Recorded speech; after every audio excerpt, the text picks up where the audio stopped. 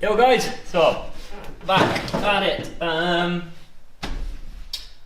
So as you can see, I've done some wiring. I've been popping down a little bit here and there. I didn't record any of it because it was boring and it took quite a while. I've probably got, I don't know, 5-6 hours in wiring everything up and plumbing everything in and keeping it as tidy as I can. Obviously it's hard to, I can't, like, without the dash in, I haven't been able to hang the fuse board up or anything like that, but everything is in. I did a bit of a ghetto mounting with the battery for a ground and whatnot, and yeah, everything turns on, dash lights up, sounds like the injectors start clicking, or do click, which is good. I've wired up the launch control switch, which isn't in yet, but it's there, so that'll be going on the clutch, back of the clutch. The Habits controller fired up and powered up, and I could hear the pump in the back. All the fuel pumps powered up. So, I mean, that's a good thing. So tonight, only down here, it's a school night, so we're only down here for a couple of hours. So tonight we're going to be fitting the dash back in. Probably seems a bit pointless to put the dash in, but I want to be able to get the fuse box off the floor and tidy up and potentially put the seat back in, so when I do go to start looking at firing this thing up, I've got somewhere to sit down and try and you know, yeah, sit down. I'll have the clocks and whatnot, and I can rest my laptop somewhere and try and figure out getting this thing running. So yeah, today we will be putting the dash back in, tidy it up, put the dash back in, put the clocks in, put the seat in, and I want to look at doing the centre panel as well, and just get that mounted, because I'm not really happy about that Helix controller just rattling around, because it's kind of like a bare circuit board on the back, and just having that resting on metal is not ideal. And yeah, I'd make it look like, yeah, a car inside this bit anyway. So cool, let's crack on and do that. Cheers guys.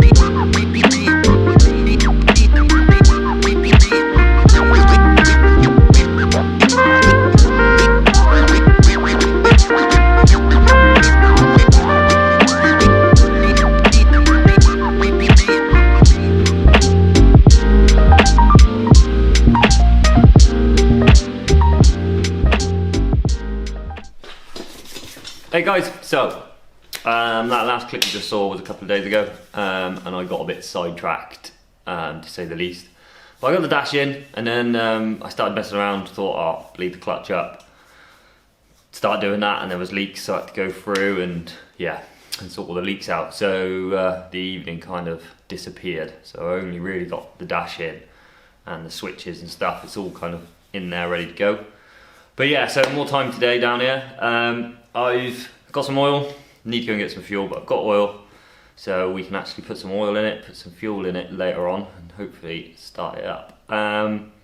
Still got a few jobs to do before that, so need to, what am I doing? Need to run some vacuum lines to fuel pressure regulator, the ECU, and between the wastegate and the turbo. So I'm going to do that. Between the wastegate and the turbo, I want to do hard line, stainless steel hard line.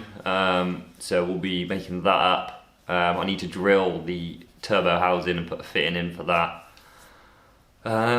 What else? Oh, I need to do the catch can lines, the AN10 catch can lines. So I need to mount the catch can up properly and then do the lines. That shouldn't take too long, hopefully. And then a few little jobs, just little buttoning up jobs, like yeah, just make sure all the fuel lines are tight. I mean, I've done all that, but I mean, from where it goes under the car forward, I just want to go around and make sure everything's tightened up before we squirt fuel everywhere. So yeah, that's about it really. I think we're not far off. Right, first job is we're going to get the catch can mounted. Sound. Cheers guys.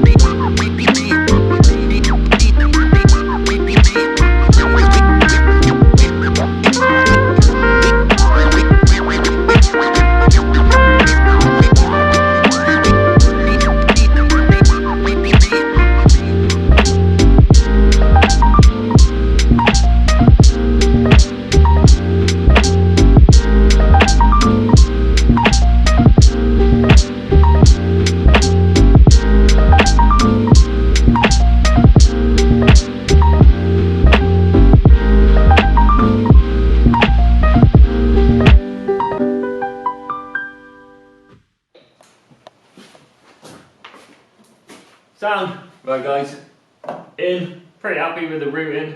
The only thing I am worried about is these might be a bit high. But I won't know until I put the bonnet on.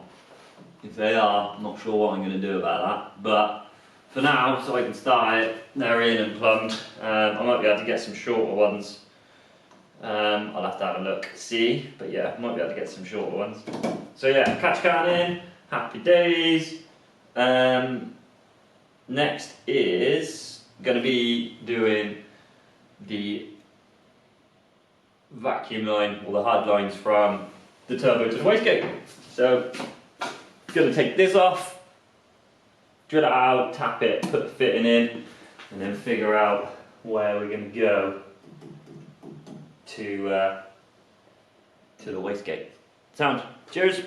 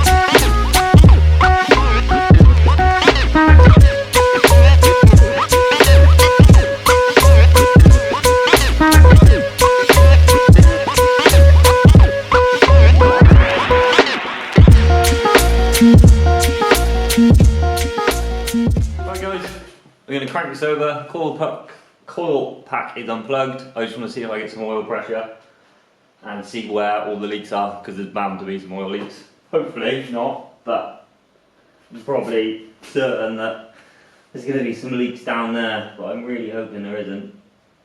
But there's not a lot we can do about that, is there? No. So yeah, that needs plugging on. There we go. Right, let's crank it over, guys. See what happens.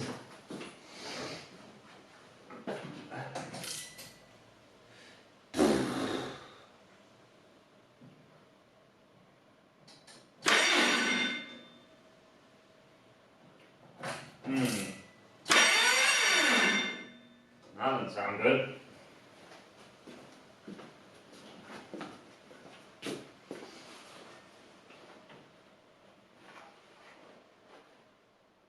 What's going on there?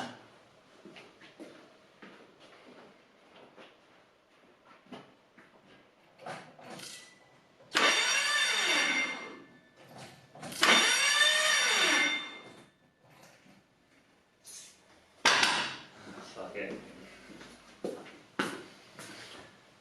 Oh no! Right.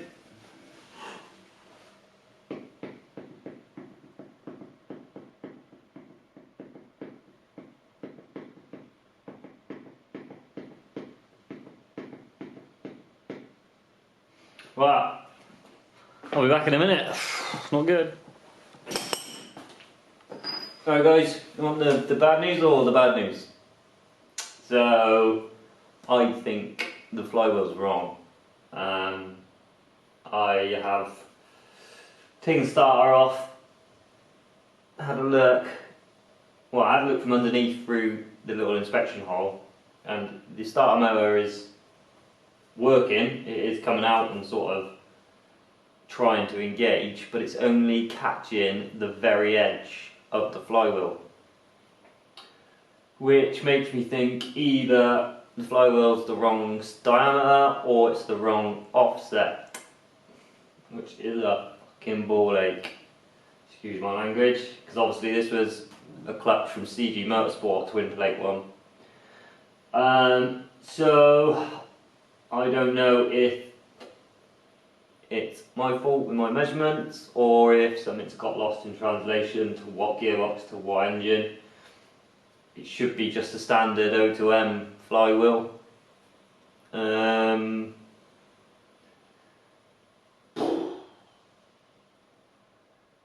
pissed. So yeah, I'm going to call it quits there for today. I'm going to have to make a phone call on Monday to CG Motorsport and have a word with them and just see what's going on. I've taken some pictures through the flywheel hole, through the starter motor hole, so you can sort of see what's going on. So yeah, not good guys, not good. Yeah, I don't know. Sound, right, on that shit note, I'm off. Laters.